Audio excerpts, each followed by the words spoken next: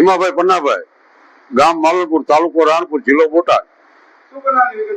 બનાવમાં મોટી વાવડીની એક જમીન ભીખાભાઈ તળસીભાઈની અમે બાનું આપેલું આ જમીન રાખવા માટે. એટલે જમીનમાં અમને કુલદીપભાઈ રાજુભાઈ ના પડેલી કે તમે આ જમીન રાખશો નહીં અને જમીન તમે પૈસા તમારા પાછા લઈ લો અને હવે તમે અહીંયા આ વાડી આવશો નહીં અહીંયા રોડ ઉપર. મેં અહીંયા નહીં આવી એટલે અહીંયા ભીખાભાઈને જાણ કરી કે ભાઈ આ જમીન તમારે જેને આપી દો, તમે અમારા પૈસા પાછા આપી દો. તો તેઓએ પણ પૈસા વળ ન થયો એટલે એઓએ જમીન જે તે ગ્રાહકને ગોતી કે એમને ગીરો મૂકી હોય એટલે જમીન એમની રીતે એમના નામની જમીન છે તો એમને ગમે વ્યક્તિને આપી હોય એ હું કઈ જાણતો નથી. તો તેઓએ પણ મારી પર ખાર રાખી અને હું રાણપુર તારીખ 24 ના રોજ રાણપુર થી બુલેટ લઈને ઘર બાજુ આવતો તો પાછળ મારો હેરું રાખેલો ગાડીને ટક્કર મારી મારા બુલેટ ને અને મેં રોડ હેઠે ગાડી ઉતારી લીધી. તો બહાર નીકળતા મને 4 ઘા લાકડીના મારી લીધે અને મારો પગ ભાંગી નાખેલો. અને એ સમયે બગડના ટપુભાઈ આવીને મને રાણપુર દવાખાને પહોંચાડેલ. તો તેઓએ ત્યારબાદ રાણપુરની પોલીસ ફરિયાદ લેવા આવેલી પણ પીએ સાહેબ તરીકે ફરજ બજાવતા હોય પ્રજાપતિ તે લેવા આવેલા. મેં મારી હકીકત તમામ લખેલ છે. તો મારી ફરિયાદીમાં જે મારા 13,700 રૂપિયા પડી ગયા અને સસમા એ કુલદીપભાઈ ગીનામાં માર્યા એ મેં લખાયેલું 110% અંદર એફઆર ની અંદર લખ્યા છે પણ કોઈને લીધા એવું ઉલ્લેખ કરવામાં આવેલ નથી.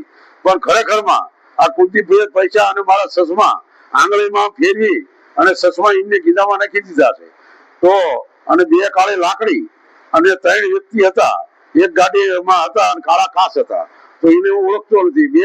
બે ભાઈએ મને લાકડીના ઘા કરેલ છે અને પછી નથી જે તે વખતે મને નીકળતા તેઓએ કીધું કે હું તને જાનથી મારી નાખીશ. તો મેં તમામ પણ મારી વિગત જે છે એ પોલીસને હકીકત મેં લખાવેલી મારી નજર સામે.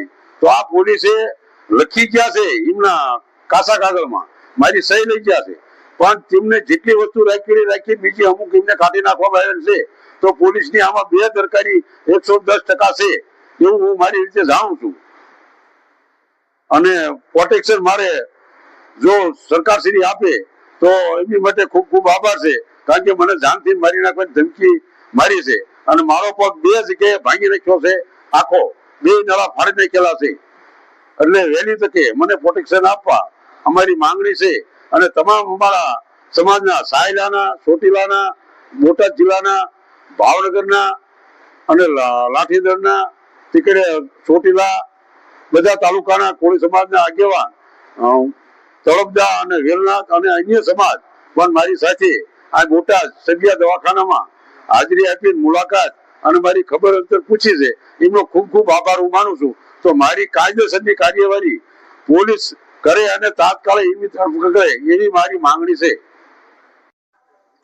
મારું નામ પિન્ટુ કોળી, હું યુવા કોળી એકતા સંગઠન પ્રદેશ કારોબારી સભ્ય છું. આજે બોટાદ મુકામે ચીકાભાઈ ઝાપડિયાની મુલાકાત લીધી. થોડાક ટાઈમ પહેલા ચીકાભાઈ ઝાપડિયા ઉપર અસામાજિક તત્વો દ્વારા ઢોરમાર મારી અને જે ખીચામાં 13,700 રૂપિયા હતા એ પણ પડાવી લીધા. અને ચીકાભાઈ ઝાપડિયા દ્વારા એફઆઈઆર ની અંદર નામજોગ કેસ દાખલ કરવામાં આવ્યો હતો પરંતુ પીઆઈ દ્વારા નામજોગના બદલે નામ વગરની ફરિયાદી લખી. તો અમે પીઆઈ સાહેબને પણ કહેવા માંગીએ છીએ કે જો આપની એક જવાબદારી છે કે કોઈ પણ ફરિયાદી જે રીતે ફરિયાદ લખાવે એ રીતે ફરિયાદ લખવાની એ તમારો સંવિધાનિક હક અને અધિકાર છે પરંતુ તમે એ રીતે નથી લખી. તો એનું કારણ શું? જો ચીકાભાઈ જે રીતે લખાવે છે એ રીતે તમે ફરિયાદ નહીં લખો તો આગામી દિવસોની અંદર સમસ્ત કોળી અને ઠાકોર સમાજ રાજકોટ મુકામે એકઠા થશે. બસ આ જ અમારી માંગણી છે.